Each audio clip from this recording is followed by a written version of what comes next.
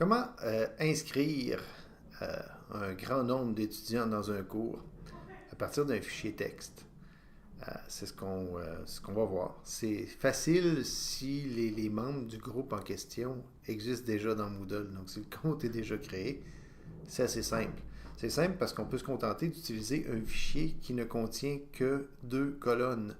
Donc, vous prenez votre tableur préféré et vous créez un fichier en deux colonnes. Donc, avec le nom d'utilisateur, donc c'est le champ obligatoire pour identifier l'étudiant. Ici, j'ai pris étudiant 5, 6, 7. Là, imaginez que vous en avez une centaine. Et celui-là qui n'existe pas, pour vous montrer comment ça va fonctionner.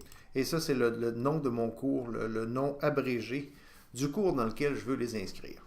Donc, je vais dans mon interface d'administration et je vais... Non, c'est pas dans le cours que ça se fait, mais c'est de le... On simule la création en lot d'utilisateurs, même si on ne les créera pas en tant que tel. Donc, importation d'utilisateur. C'est utilisateur, compte, importation d'utilisateur.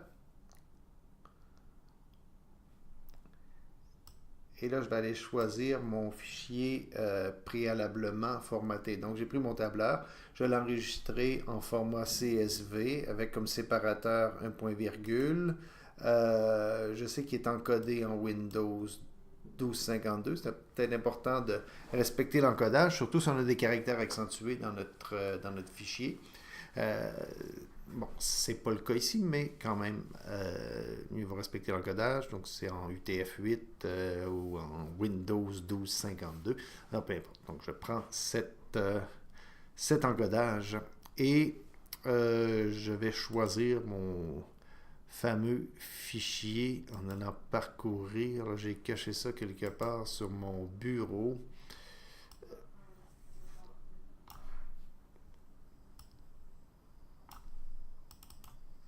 Voilà. Je vais l'appeler comme ça. Et je vais cliquer sur importation d'utilisateur.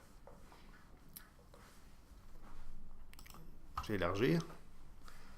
À l'étape suivante, j'ai la prévisualisation. J'ai exactement ce que je veux. Et là, je me rends compte que, je le vois bien, là, que la cinquième ligne, mon étudiant n'existe pas.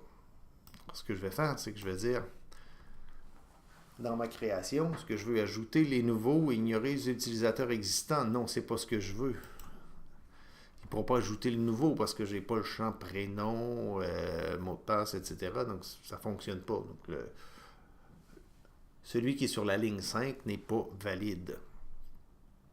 Donc, je vais modifier les utilisateurs existants seulement.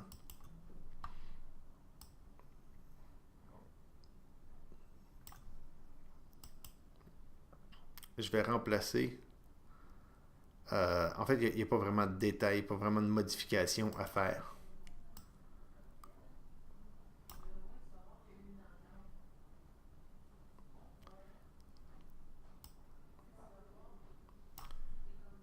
Et lorsque j'ai fait cette sélection, je vais importer les utilisateurs. Et là, j'ai mon rapport ensuite. Donc, il n'y a pas eu de modification, mais j'ai eu une inscription. Évidemment, ils sont inscrits comme étudiants parce que le rôle par défaut, c'est le rôle étudiant. Donc, j'ai réussi à aller inscrire en lot ces trois étudiants-là. Évidemment, il est sauté par-dessus celui qui n'existe pas encore dans Moodle. Si je retourne à mon cours, en faisant quelques retours en arrière, pas juste quelques-uns, mais plusieurs.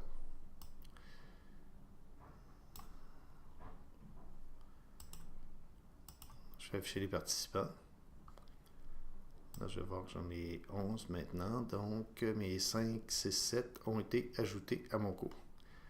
C'est une méthode facile, évidemment, à condition que tous existent déjà dans Moodle. Si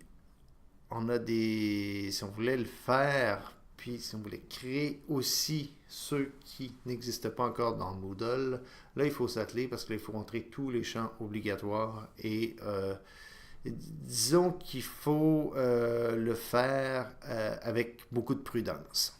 Voilà.